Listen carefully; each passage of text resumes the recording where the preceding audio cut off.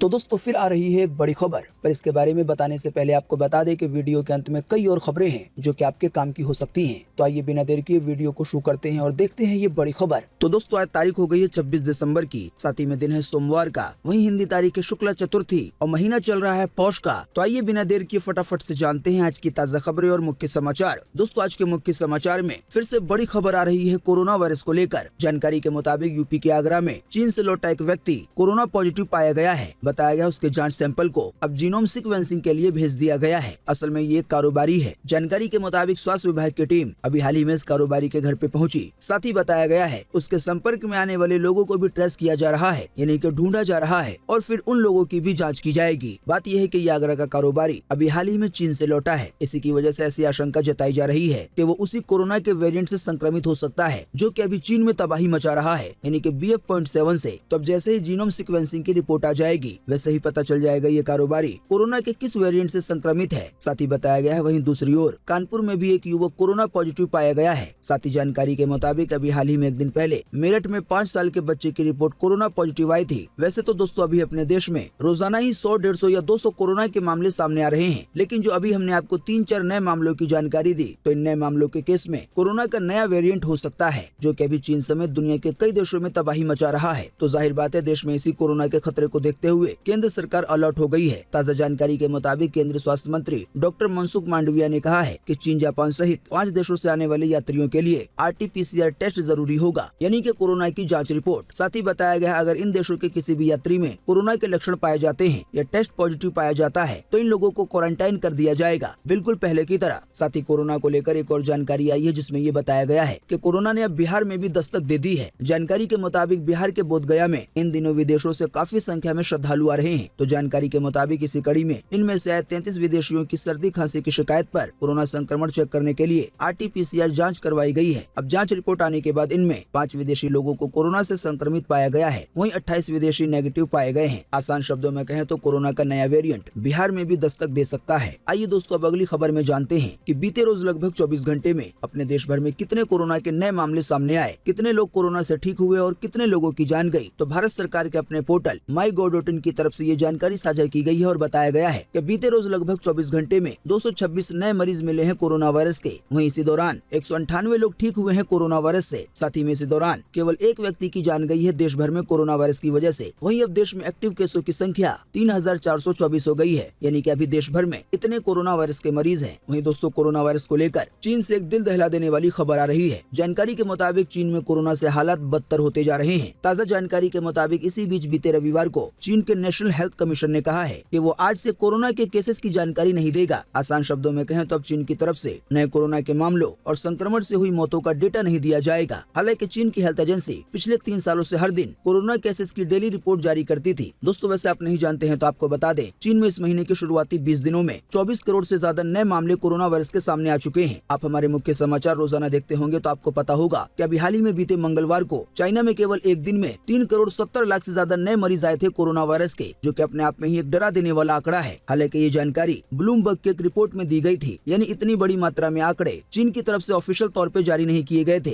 Bloomberg की report में जिस मंगलवार के दिन को लेकर ये कहा गया था कि यहाँ पर केवल एक दिन में 3 करोड़ 70 लाख से ज्यादा नए मरीज मिले हैं कोरोना वायरस के, तो उसी मंगलवार के दिन का ऑफिशियल आंकड़ा चीन की तरफ से केवल 4000 के आसपास का जारी किया गया था। यानी कि चाइना से लीक रिपोर्ट तो ये कह रही थी कि केवल एक दिन में 3 करोड़ 70 लाख से ज्यादा नए मामले सामने आए हैं कोरोना वायरस के। हालांकि वहीं चीन का ऑफिशियल आंकड़ा केवल 4000 के आसपास बताया जा रहा था। वैसे दोस्तों शायद आप जानते होंगे इससे पहले भी चीन को लेकर इस मामले में कई बार सवाल उठ चुके हैं, यानी कि वो कोरोना के मामलों को छुपाता है और कोरोना से रोजाना जितने लोगों की मौत हो रही है वो उनको भी छुपा रहा है। और अब जो फिलहाल ताजा जानकारी आई है उसमें तो पूरा पत्ता ही गुल कर दिया गया है, यानी कि अब चीन ने ये साफ साफ कह दिया है कि अब वो रोजाना कोरोना के आंकड़े जारी नहीं करेगा। वहीं दोस्तों अगली बड़ी खबर आ रही है तुनिशा शर्मा के सुसाइड को लेकर। जानकारी के मुताबिक actress Tunisha Sharma suicide case में अभी हाल ही में बीते रविवार को उनके को स्टार शीजान मोहम्मद खान को कोर्ट ने 4 दिन की पुलिस रिमांड पर भेज दिया है। अभी हाल ही में बीते शनिवार को खुदकुशी के कुछ ही घंटे बाद तुनिशा की मां की शिकायत पर शीजान को पुलिस ने गिरफ्तार कर लिया था, जहाँ से उसे पुलिस रिमांड पर भेज दिया गया है। असल में शीजान मोहम्मद पर तुनिशा शर्मा को खुदकुशी के लिए उकसाने का केस दर्ज किया गया है। हालांकि शीजान के वकील ने सभी आरोपों को निराधार बताया है। साथ ही में उन्होंने कहा है कि जांच के बाद सब कुछ साफ हो जाएगा। साथ ही इस केस के बारे में मुंबई के एसीपी चंद्रकांत यादव ने बताया है कि तुनिशा और सीजान का लव अफेयर चल रहा था और अभी हाल ही में 15 दिन पहले ही उनका ब्रेकअप हुआ था और इसी की वजह से तुनिशा शर्मा ने अभी हाल ही में बीते शनिवार को अपने शो के सेट पर ही जान दे दी थी। इसी के बाद तुनिशा शर्मा की मां ने उनके को स्टार यानी कि श्रीजान के खिलाफ शिकायत दर्ज कराई थी, जिसके आधार पर श्रीजान को गिरफ्तार किया गया और कोर्ट में पेश किया गया। साथ ही एसीपी चंद्रकांत ने यह भी बताया है कि पोस्टमार्टम रिपोर्ट से यह खुलासा हुआ है कि तुनिशा शर्मा की मौत फांसी लगाने की वजह से ही हुई है। हालांकि साथ ही में उन्होंने कहा है कि फिलहाल हमारी जांच जारी है और हमने आरोपी श्रीजान को हिरासत में ले लिया है, उनका फोन भी जब्त कर लिया गया है। साथ ही उन्होंने ये भी बताया है कि इस केस में किसी और अफेयर, साथ ही में ब्लैकमेल या लव जिहाद का कोई भी एंगल सामने नहीं आया है। वहीं दोस्तों अगली बड़ी खबर आ रही है पीएम मोदी के कई बयानों को लेकर। जानकारी के मुताबिक प्रधानमंत्री नरेंद्र मोदी ने अभी हाल ही में बीते रविवार को इस साल के अंतिम मन की बात कार्यक्रम में देश भर को साल भर की उपलब्धियों के बारे में बताया। पीएम मोदी ने कहा कि देश ने अपनी आजादी के 75 साल पूरे किए हैं और 2022 ने नई रफ्तार पकड़ी है। सभी देशवासियों ने एक से बढ़कर एक काम किए हैं। इसी दौरान पीएम मोदी ने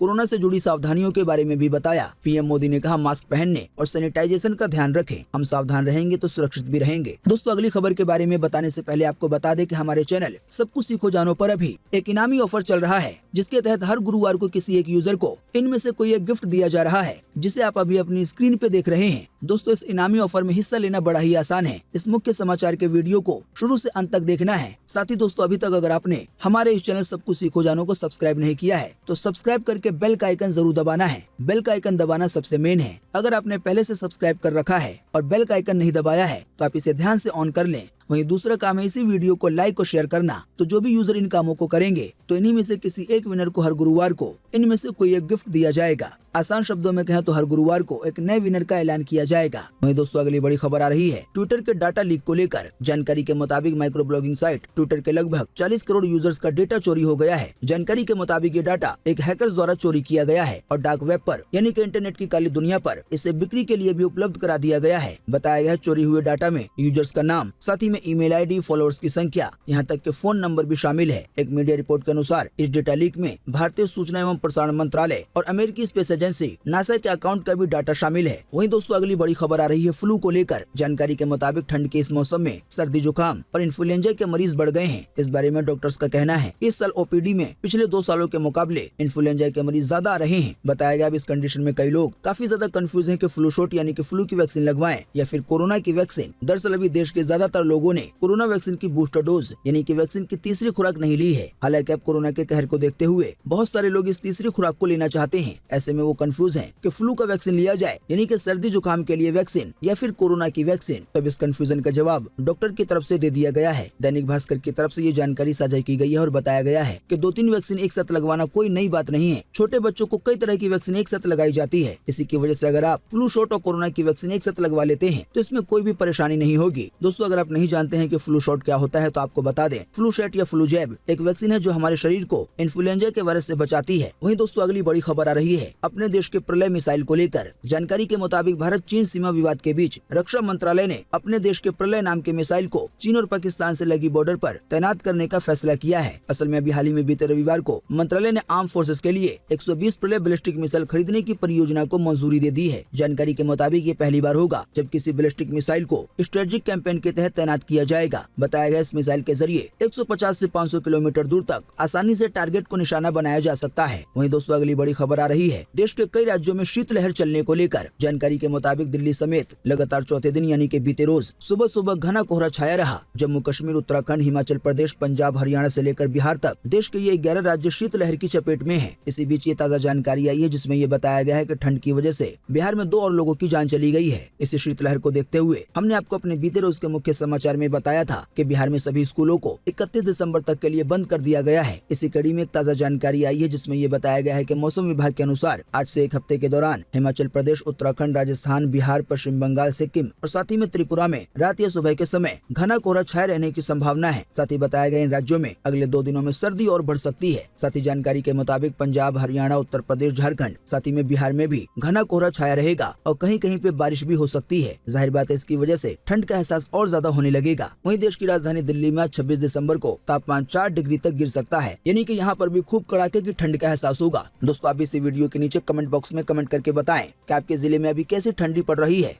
कड़ाकेदार ठंडी या फिर मीडियम या फिर बिल्कुल ही कम? अपने जिले के नाम के साथ आप अपना जवाब इसी वीडियो के नीचे कमेंट बॉक्स में लिख सकते हैं। वहीं दोस्तों अगली बड़ी खबर आ रही है देश भर के मौसम समाचार को लेकर। मौसम विभाग के मुताबिक अगले 24 घंटे के दौरान यानी कि आज 26 दिसंबर को दक्षिण तमिलनाडु में हल्की से मध्यम बारिश के साथ साथ एक दो स्थानों पे भारी बारिश हो सकती है। इसके अलावा आंध्र प्रदेश के दक्षिण तट पर, साथ ही पूर्वी असम में और अरुणाचल प्रदेश में भी एक दो स्थानों पर मध्यम बारिश हो सकती है। इसके अलावा भी दक्षिण आंतरिक कर्नाटक, साथ ही में केरल, उत्तरी नागालैंड और पश्चिमी हिमालय के भी कुछ हिस्सों में आज हल्की बारिश की संभावना है। इसके अलावा जम्मू कश्मीर में, हिमाचल प्रदेश में और उत्तराखंड के ऊपरी इलाकों में बर्फबारी हो सकती है। वहीं दोस्तों अगली बड़ी खबर आ रही है यूक्रेन के राष्ट्रपति को लेकर। जानकारी के मुताबिक रूस यूक्रेन जंग के बीच वोलोदिमीर जेलेंस्की ने बीते रोज क्रिसमस पर एक मैसेज दिया। उन्होंने कहा, हमने युद्ध देखा, हमले झेले, पर अब हम मुस्कुराएंगे और खुशियां मनाएंगे। वहीं दोस्तों अगली बड़ी खबर आ रही है अमेरिका के एक अलर्ट को लेकर। जानकारी के मुताबिक पाकिस्तान के इस्लामाबाद स्थित अमेरिकी दूतावास ने बीते रविवार को अपने कर्मचारियों को पाकिस्तान की राजधानी के एक शीर्ष होटल में अमेरिका के नागरिकों को संभावित खतरे की चेतावनी दी है। दरअसल ये शहर अभी हाल ही में 2 दिन पहले हुए एक आत्मघाती हमले के बाद हाई अलर्ट पर है। इस हमले में एक पुलिस अधिकारी की जान चली गई थी और 10 अन्य घायल हो गए थे। आसान शब्दों में कहें तो जो पाकिस्तान में अमेरिका का दूतावास है उसने अपने कर्मचारियों के लिए इस्लामाबाद को लेकर अलर्ट जारी किया है, यानी कि इस्लामाबाद में इस तरह का हमला फिर हो सकता है। वहीं दोस्तों अगली बड़ी खबर आ रही है दिग्गज फुटबॉलर पेले को लेकर।